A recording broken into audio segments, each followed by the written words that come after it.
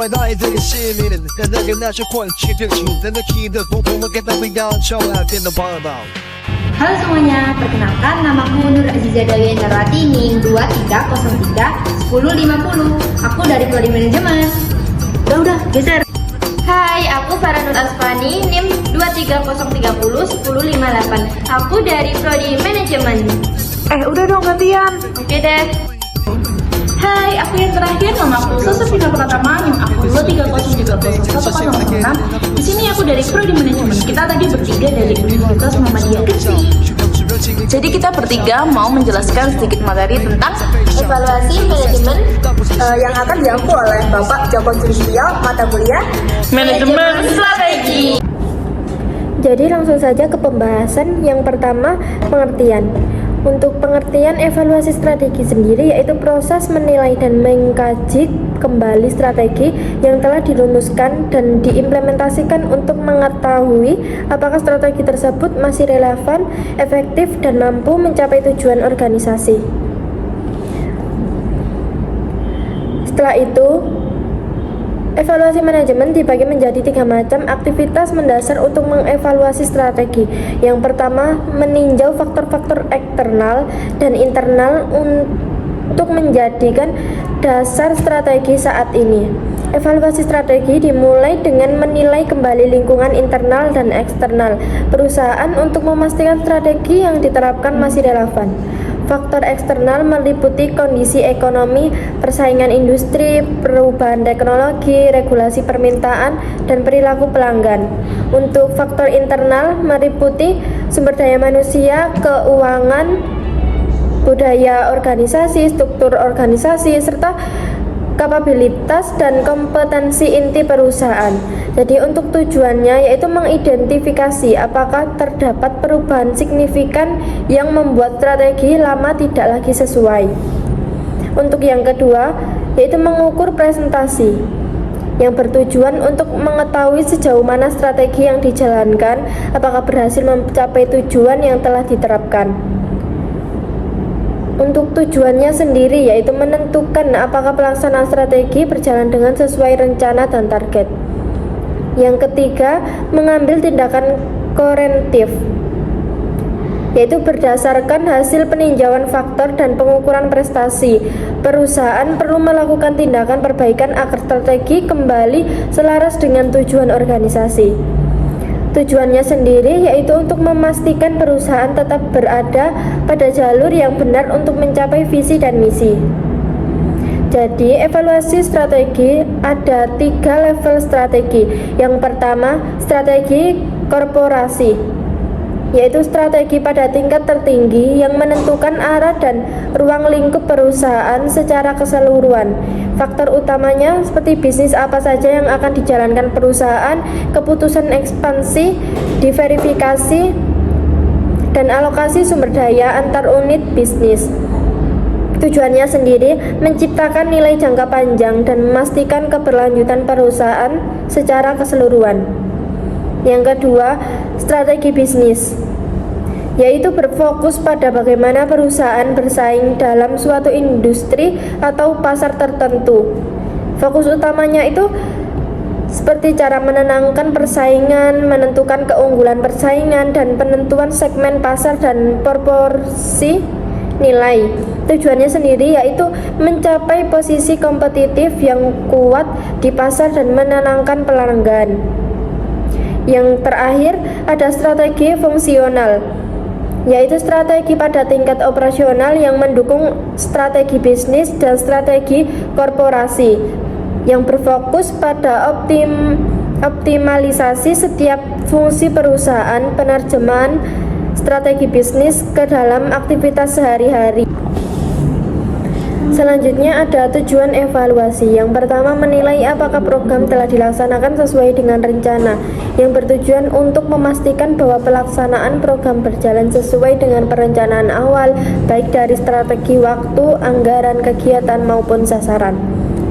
Yang kedua, mengukur apakah pelaksanaan program sesuai dengan standar, yang bertujuan untuk menilai apakah program telah dilaksanakan sesuai dengan standar atau kriteria yang telah ditetapkan, baik standar internal maupun eksternal. Yang ketiga, ada pengembangan staf program yang bertujuan untuk mendukung peningkatan kompetensi dan kinerja staf yang terlibat dalam pelaksanaan program. Yang keempat, ada akreditasi program yang bertujuan sebagai bahan penilaian resmi untuk menentukan kelayakan dan mutu sesuai program, khususnya yang ditetapkan. Yang kelima, ada mengambil keputusan mengenai program yang bertujuan sebagai dasar pengambilan keputusan manajerial terhadap program. Selanjutnya ada aktivitas utama evaluasi. Yang pertama, meneliti perumusan strategi. Apakah perumusan strategi berdasarkan hasil analisis lingkungan internal dan eksternal atau strategi dirumuskan secara subjektif oleh manajemen puncak. Yang kedua, membandingkan rencana kerja dengan kinerja membuat koreksi untuk perbaikan. Yang ketiga, perumusan dan implementasi strategi. Selanjutnya ada hakikat evaluasi strategi. Jadi evaluasi diperlukan untuk mempelajari strategi tersebut telah berhasil atau gagal. Proses evaluasi juga bisa dijadikan pembelajaran untuk proses perumusan strategi selanjutnya. Perusahaan biasanya melihat keberhasilan strategi dari beberapa faktor seperti peningkatan penjualan, pendapatan perusahaan, atau posisi perusahaan setelah strategi dilaksanakan.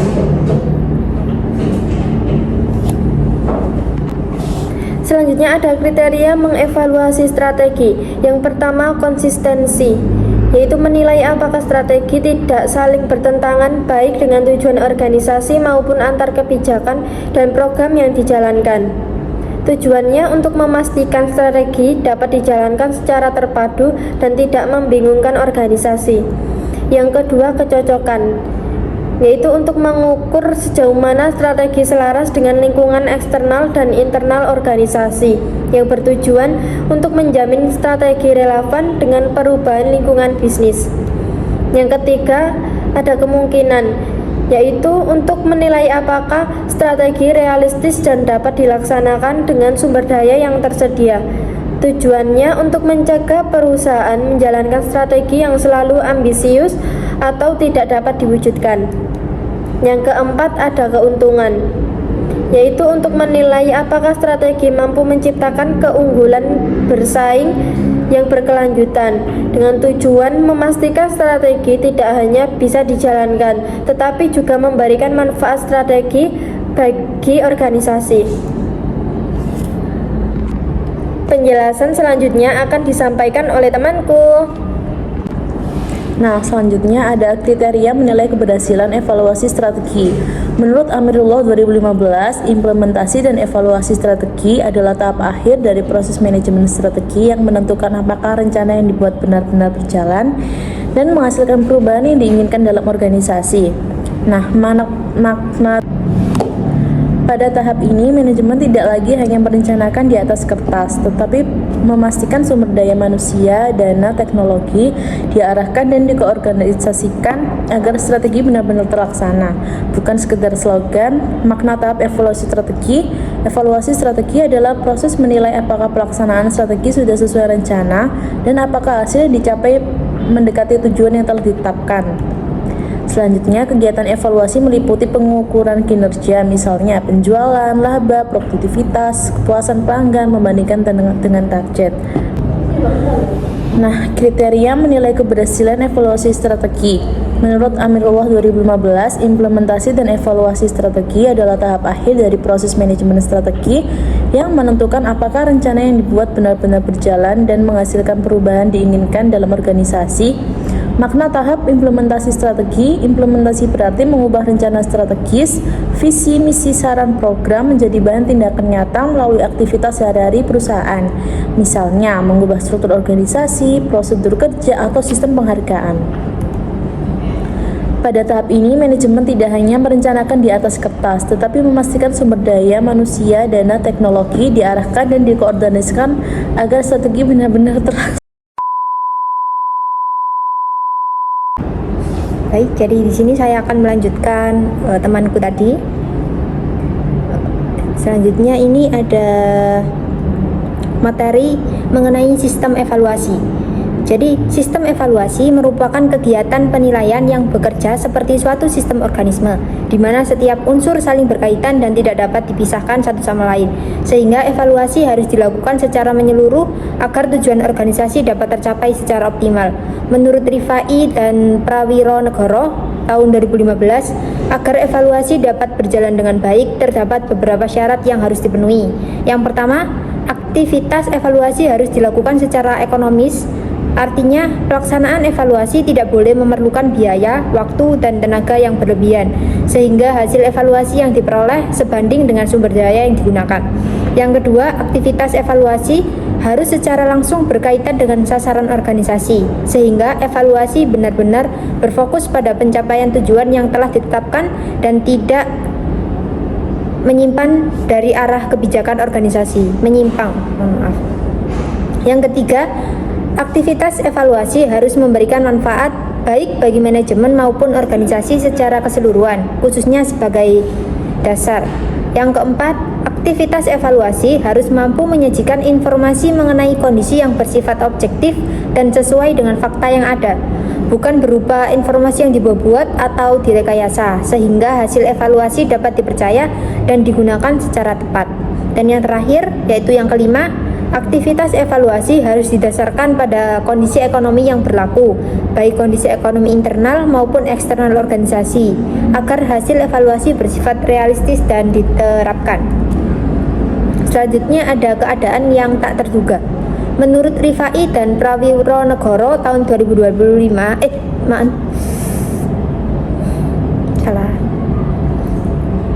Selanjutnya ada keadaan tak terduga. Jadi menurut Rifai dan Prawironegoro tahun 2015, dalam kegiatan bisnis seringkali muncul keadaan yang tidak dapat diperkirakan sebelumnya, yang dikenal sebagai keadaan tak terduga. Dan kondisi ini dapat memberikan pengaruh yang besar terhadap keberlangsungan kegiatan organisasi. Keadaan tak terduga dapat berupa pengaruh bencana alam, perang, krisis politik, pemogokan tenaga kerja, boikot, masuknya pesaing ekonomi, huru-hara, sosial, serta berbagai kondisi lain yang terjadi di luar perencanaan awal. Keadaan-keadaan tersebut dapat menghambat pencapaian tujuan organisasi dan menimbulkan resiko yang cukup besar, sehingga ahli strategi atau pihak manajemen dituntut untuk mampu menyusun rencana asing atau rencana alternatif, serta menyesuaikan kebijakan organisasi dengan kebijakan pemerintah dan kondisi lingkungan yang sedang terjadi, agar organisasi tetap dapat bertahan dan menjalankan aktivitas bisnisnya. Selanjutnya ada pemeriksaan audit. Jadi artinya pemeriksaan audit itu merupakan suatu kegiatan pemeriksaan yang dilakukan dengan cara membandingkan hasil kerja yang telah dicapai oleh organisasi dengan rencana kerja yang telah ditetapkan sebelumnya, sehingga dapat diketahui tingkat kesesuaian antara perencanaan dan pelaksanaan. Selain itu, pemeriksaan audit juga dilakukan dengan membandingkan hasil kerja dengan anggaran yang telah disusun, guna menilai apakah penganggaran sumber daya telah dilakukan secara efisien. Pemeriksaan audit juga dapat dilakukan dengan membandingkan hasil kerja saat ini dengan hasil kerja pada masa lalu, sehingga perkembangan kinerja organisasi dari waktu ke waktu dapat diketahui. Di samping itu, audit juga membandingkan hasil kerja suatu organisasi dengan kerja rata-rata organisasi sejenis, sehingga organisasi dapat menilai posisi dan kinerjanya dibandingkan dengan organisasi lain yang memiliki karakteristik yang serupa.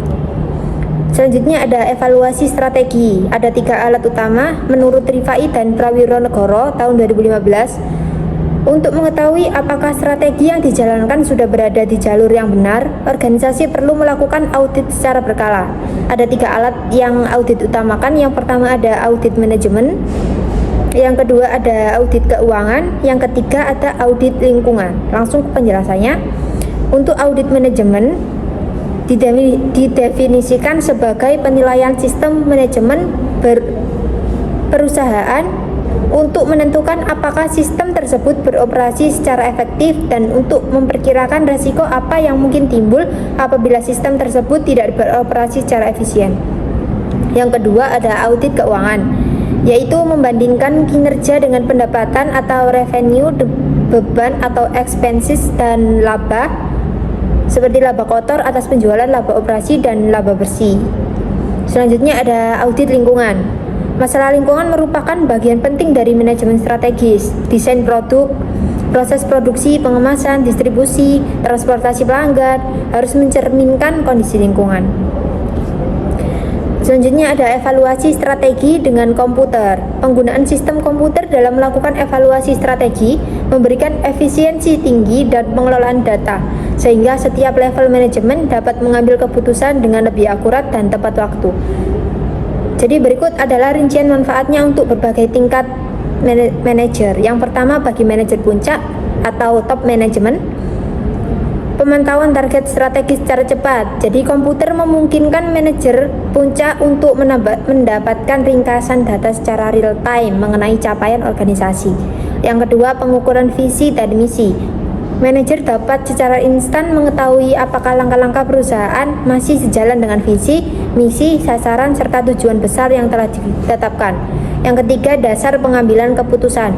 Dengan data yang cepat tersaji, pemimpin dapat segera memutuskan apakah strategi perlu dilanjutkan atau segera diubah sebelum timbul kerugian besar. Selanjutnya ada bagi manajer media atau menengah, middle manager. Yang pertama ada kontrol operasional proyek. Jadi manajer menengah memiliki tanggung jawab untuk mengawasi implementasi kebijakan di unit kerja mereka. Yang kedua, pemantauan investasi. Melalui sistem komputer, mereka dapat memperoleh informasi mendetail mengenai perkembangan proyek investasi baru, termasuk memantau apakah pengerjaannya selesai tepat waktu sesuai jadwal yang direncanakan atau mengalami keterlambatan. Selanjutnya ada yang terakhir ini bagi manajer lini bawah atau lower management. Yang pertama, pemantauan produktivitas, yaitu manajer di tingkat bawah atau operasional dapat menggunakan data komputer untuk melacak kinerja harian karyawan secara objektif. Yang kedua, evaluasi kinerja individu. Sistem ini menyediakan informasi transparan mengenai produktivitas setiap personel, sehingga manajer dapat melakukan pembinaan atau penyesuaian kerja secara lebih tepat sasaran berdasarkan data hasil kerja yang tercatat. Materi selanjutnya ada pedoman manajemen strategi yang efektif. Agar manajemen strategi tidak hanya menjadi dokumen formalitas, tetapi benar-benar memberikan dampak nyata bagi organisasi, diperlukan 3 kriteria utama. Yang pertama, analisis lingkungan yang objektif. Artinya kualitas dari proses manajemen strategi sangat bergantung pada data. Keputusan tidak boleh diambil berdasarkan intuisi atau perasaan subjektif para manajer semata. Sebaliknya harus didasarkan pada analisis lingkungan internal serta eksternal yang nyatu dan terukur. Yang kedua, menghindari birokrasi dan subjektivitas pemimpinan. Artinya manajemen strategi yang efektif harus bersifat terbuka dan alirannya tidak kaku atau non-birokratik. Informasi yang digunakan untuk menyusun strategi harus mencerminkan kondisi real di lapangan. Dari level bawah, bukan hanya sekedar mengikuti keinginan atau pandangan sepihak dan pimpinan puncak yang mungkin sudah tidak relevan dengan kondisi operasional. Dan yang ketiga, sebagai proses belajar yang kontinu. Artinya dunia bisnis terus berubah. Oleh karena itu, manajemen strategi harus dipandang sebagai proses belajar yang menghubungkan teori dengan praktik. Ketika praktik di lapangan berubah atau berkembang, organisasi harus mampu beradaptasi dan mengambil pelajaran dari perubahan tersebut untuk memperbarui strategi mereka. Oke, terima kasih. Itu tadi penjelasan dari kita bertiga dan kurang lebihnya mohon maaf. Bye bye.